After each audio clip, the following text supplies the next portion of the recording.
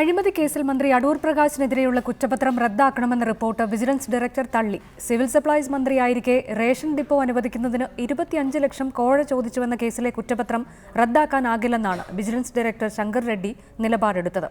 ഇതോടെ അഴിമതി കേസിൽ മന്ത്രി അടൂർ പ്രകാശ് വിചാരണ നേരിടേണ്ടി വരും. 2004-2006 കാലഘട്ടത്തിൽ അടൂർ പ്രകാശ് ഭക്ഷ്യമന്ത്രിയായിരുന്ന കാലത്ത് കോഴിക്കോട് ഓമശ്ശേരിയിൽ റേഷൻ ഡിപ്പോ അനുവദിക്കുന്നതിന് 25 ലക്ഷം രൂപ ആവശ്യപ്പെട്ടുവെന്നായിരുന്നു ആരോപണം.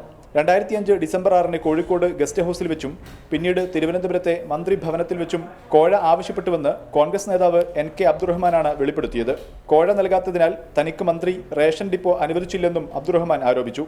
ഇതേ തുടർന്ന് തിരുവനന്തപുരം സ്വദേശി സജിത്രൻ നൽകിയ പരാതിയിലാണ് വിജിലൻസ് അന്വേഷിച്ച് മന്ത്രിയെ പ്രതിയാക്കി കുറ്റപത്രം നൽകിയത്. മന്ത്രിക്കെതിരെ ആരോപണം പിൻവലിക്കാൻ NK അബ്ദുറഹ്മാൻ മേൽ രാഷ്ട്രീയ സമ്മർദ്ദമുണ്ടായി.